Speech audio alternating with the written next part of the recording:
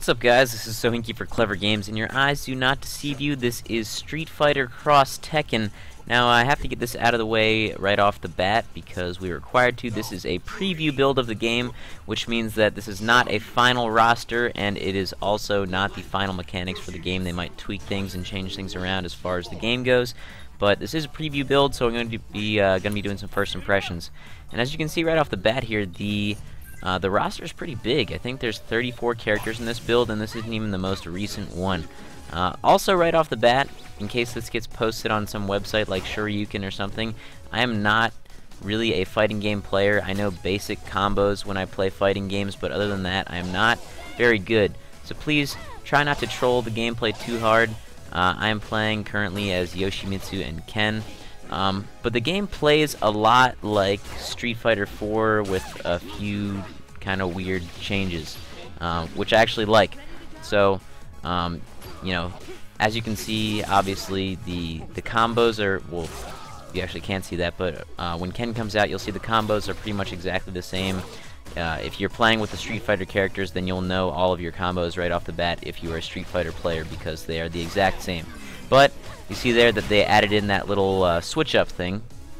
I'm not sure exactly what you call it. I guess I don't know. It's not a cross counter or something. I mean, I have no idea exactly what it's called, but basically you do that by pressing your hard kick and hard punch together, and if you land it, then it'll switch into your to your other character, and then you can actually continue your combo, which is pretty cool.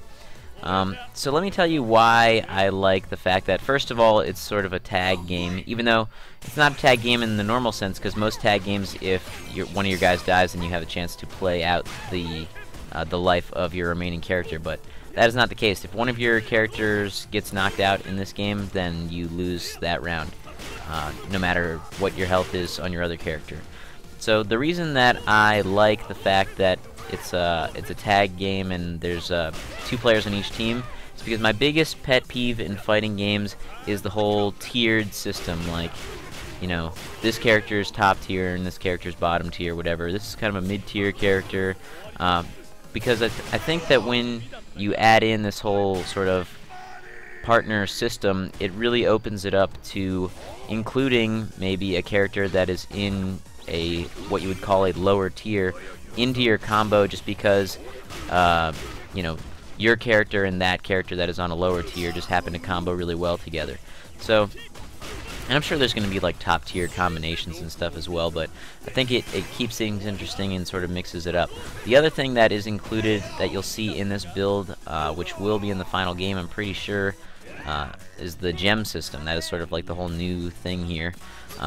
And with the gems, basically, I'm not sure exactly what all of them do, but there are things like attack and speed and defense. So you activate them in different ways. For instance, attack, you have to land a certain number of attacks before you activate the gem, and I think you just get bonus damage.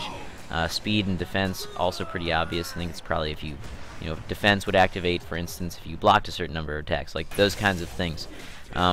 So, and you can pick different gem combinations. So right now I just have, I'm kind of boring in this clip, I just have all 3 as attack gems, but you can have, you know, 1 attack, 1 defense, and 1 speed, or, you know, there's more gems than that, but those are just the ones that I can, you know, name off the top of my head.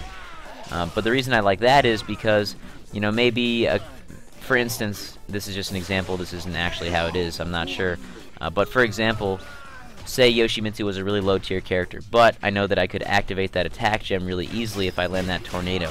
I might include him in my combination because I can activate that gem really easily and then, you know, get that off and switch out to a character that is maybe better and deals heavier damage. So that's just an example of why I enjoy it. See, I'm not terrible at fighting games, I just am not that great. You know, I can land very basic combos and that's about it. So what I did was, I took the game into a versus match against the computer, and I put the computer on hardest difficulty, thinking like, oh, you know, I'll get to show off some cool combos just by getting my ass kicked. Unfortunately, the hardest difficulty right now for the computer feels like it's like a really good tournament player that plays on a fight stick, but he's being forced to play on a controller and he really sucks at it. So he knows all the combos. It's like the computer knows all the combos and how it would link them, and you see him landing some decent ones right there. but they also drop combos a lot, which is interesting. And I was actually able to beat the computer on hardest difficulty most of the time, just by using some basic tricks like with the crossover moves and such. Also included in this game, there are ultra moves that use both of your characters, I believe, which is, I think, called a cross assault, hence the upcoming online reality show for this game. But you also have your normal ultras, so if you knew your ultra in the first game, then you know it in this one. So, for instance, I'm not sure if it's like this for everyone if they have the same ultras, but for instance, Ryu's ultra is just 2 quarter circles and then the triple punch or whatever. And you'll see me attempt it in this round, I believe, but I do not land it. I do, however, land Sagat's, so you'll get to see that. And there it is, the failed ultra or super or whatever it's called in this game. But there you have it. So, my first impressions of the game, it's cool. I definitely dig it. It feels a lot like Street Fighter 4, but it's definitely, it also feels different. So you'll notice right when you start playing that sort of the way that it moves and feels is a little different. But I like the tag system because I think it opens up the whole tier thing a lot more. And I like the gem system because I think that sort of increases the range of viable combinations because of the fact that you could activate those gems in different ways. See, you did get to see one decent combo there with Kazuya and Nina whooping up on me. I am, however, going to finish, and I think it's a good idea to go out with a bang in these sort of things. I'll finish with Sagat's Ultra or Super Art Finish or whatever they call it, and then I'll leave it at that, guys. So I hope you've enjoyed this very brief first impressions video of Street Fighter Cross Tekken.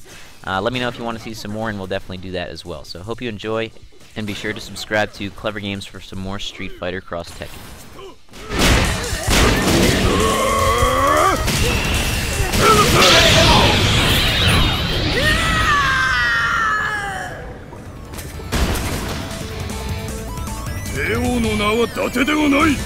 Blue team wins!